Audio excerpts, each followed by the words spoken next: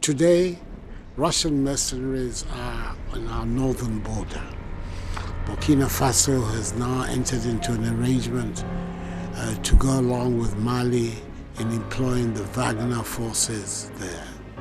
I believe a mine in southern Burkina has been allocated to them as a form of payment for their services.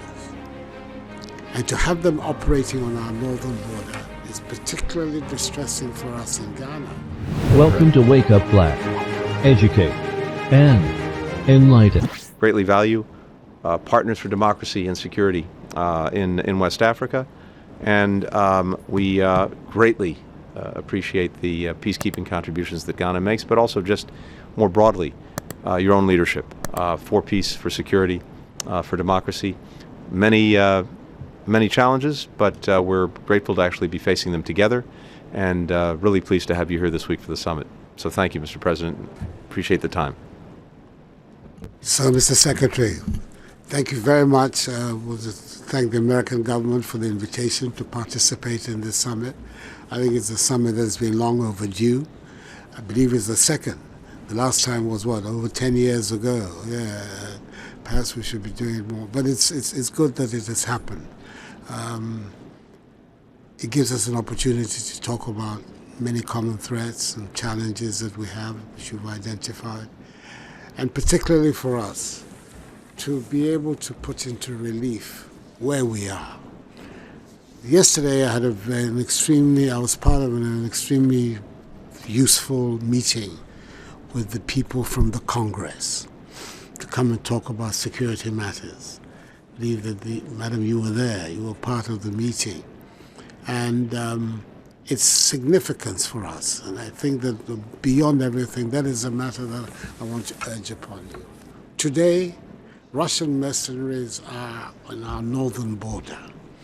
Burkina Faso has now entered into an arrangement to go along with Mali in employing the Wagner forces there. I believe a mine in southern Burkina has been allocated to them as a form of payment for their services. Prime Minister of Burkina Faso in the last 10 days has been in Moscow. And to have them operating on our northern border is particularly distressing for us in Ghana. Apart from not accepting the idea of the great powers once again making Africa their theater of operation, we have a particular position that you know about over the Ukraine war, where we have been very, very vocal and upfront about condemning the invasion of Russia by Russia. And therefore, they're now to have this group at our borders is a matter of some considerable disquiet and concern for us.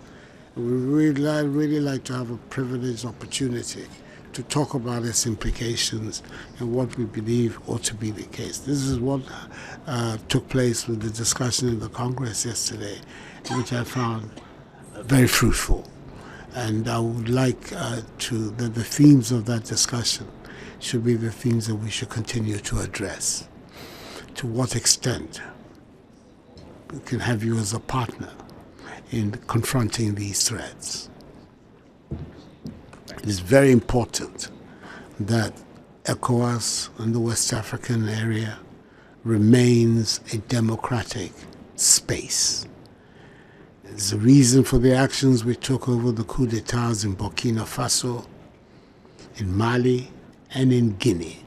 And ECOWAS has been very consistent in refusing to deal with these governments because of the undemocratic nature of their accession to power.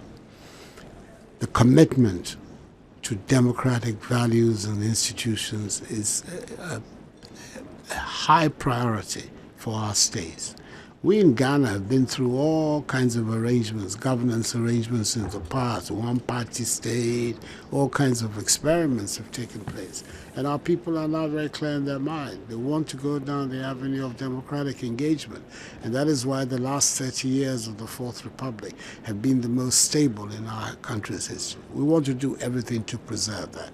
But there are enemies of democracy who are working hard in West Africa today.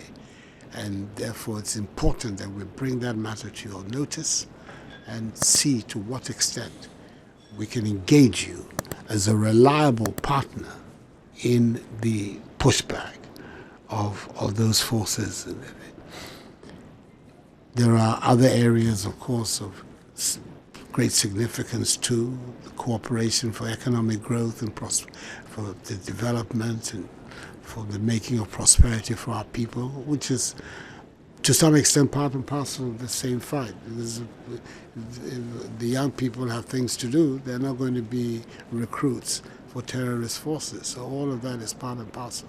But specifically, what we can do about the terrorist threat in West Africa is now the major security concern of all our states, especially the coastal states, that up till now, to the last 6 months, have been relatively free of this threat.